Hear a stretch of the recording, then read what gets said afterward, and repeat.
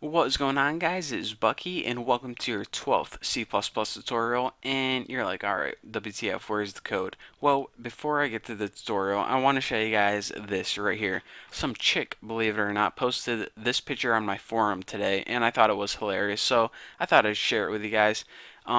If you understand the joke behind this, then you're going to think it's hilarious. And if you don't quite understand it yet, then you probably will in a few years. But anyways, there you go, guys. Again, like I said, some people are going to understand it, some people are not. So if you do, enjoy. Anyways, back to the tutorial. In this tutorial, we're going to be covering a new type of data, and for once, it actually is not a type of number. So in the last couple tutorials, we covered int, floats, doubles, pretty much all different types of numbers, but let's get into something a little bit more interesting. I'm talking about letters, words, sentences, something that's going to be very useful because when we build programs, we're going to be wanting to get the user's name and address. These all take letters. We'll save the numbers for important stuff like the most important thing of all, their credit card number. But anyways, for now, let's concentrate on letters, words, sentences. Trust me, it's going to be awesome. So let me take a deep breath. In and out. All right. Now, whenever we're working with letters, we need to use a special type of data, and that's char. It stands for character, and this can go from anywhere from one character to like a T to an entire paragraph. So char or char, some people call it, is the type of data when working with characters. Now, in this tutorial, I'm going to show you guys, not just one character how you can store, but multiple characters. And since each individual letter is its own type of data, what can we use to tie a bunch of these types together? Excuse me, not types, but a bunch of different pieces of data. What have we learned to tie them all together? Yes, if you guessed an array, you are correct. So let's go ahead and make an array called tuna and set it equal to the value of 5. So now we have an array called tuna, which pretty much stores multiple variables, and we set it equal to the type of char or char. I'm probably going to say char. This means we can store 5 variables. Actually, I just got an idea. That means we can store 6 characters in the array called tuna. So let's go ahead and instantiate it, what means create it this way. So let me think of something that takes 6 characters. B, yeah, nothing exciting, I know. U, C, K, Y.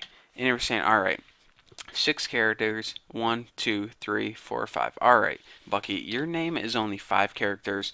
That was a horrible example. Well, it wasn't quite because I have one more character for you that goes at the end, and that's backslash 0.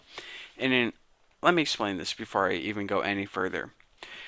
Whenever your compiler is working with arrays, or excuse me, an array of characters, the last character you need to put in is backslash 0.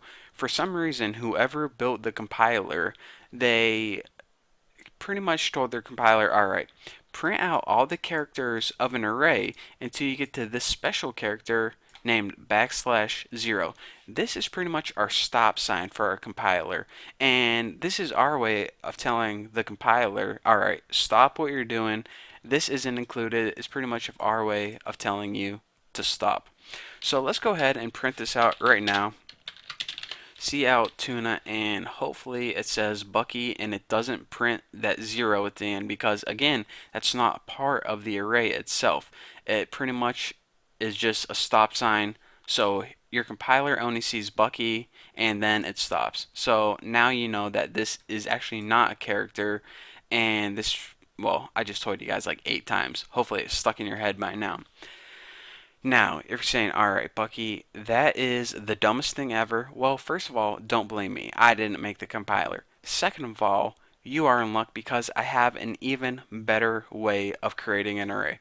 So let's go ahead and say we wanted to create an array of characters, but we wanted a little bit easier way to do it. Well, let's go ahead and make another array called bacon and go ahead to set it equal to blank square brackets. And if you remember, the square brackets, we usually write how long the array is or how many bytes it's going to take in that square bracket.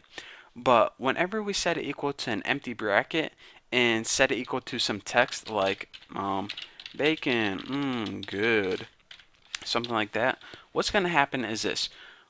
We don't have to give our array an explicit number.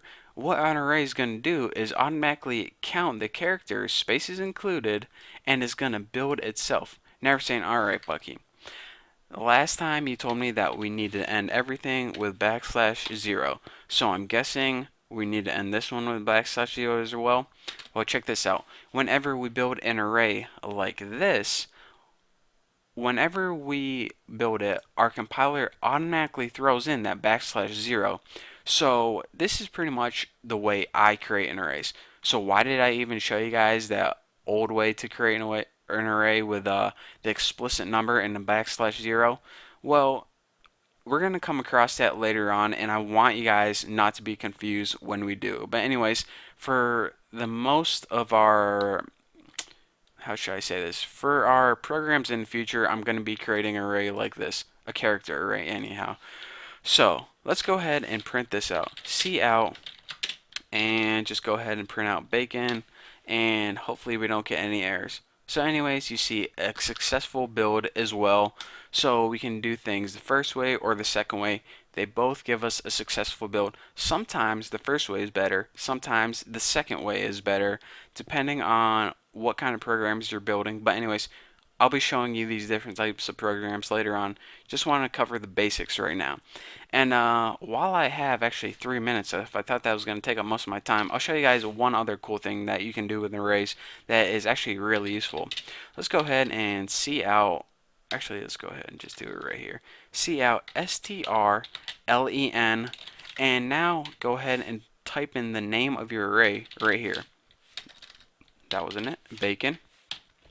And let's go ahead and run this and see what we get. The number 15. Pretty cool, huh? Know what it means? Probably not. strlen is the function that you pass in an array as a parameter, and it counts how many characters are in that array. So check this out. 1, 2, 3, 4, 5. Your spaces count as characters. 6, 7, 8, 9, 10, 11, 12, 13, 14, 15. So anytime you want to count how many characters are in a character array, this is a real quick and easy way to learn how to do so. But anyways, that isn't even part of the tutorial. I just had some time left over, so I thought I'd show you guys how to do that. And now, whenever we do strlen, which stands for string length, by the way, in the upcoming tutorials, I don't have to cover it. So, double whammy. So, that is what I wanted to cover today. The basics of how to create a character array and 2 different ways of how you can do so. And also, a bonus, strlen. So anyways, I hope you guys enjoyed this tutorial. In the next tutorial, I'm going to be building a program to take all these concepts and tie it together into an actual useful and program that you can actually apply in real life. So anyways, I will leave you guys with this awesome image of, well, I think some of you guys know what it is. I don't think I have to explain this. But anyways, thank you guys for watching. Don't forget to subscribe, and I'll see you guys later.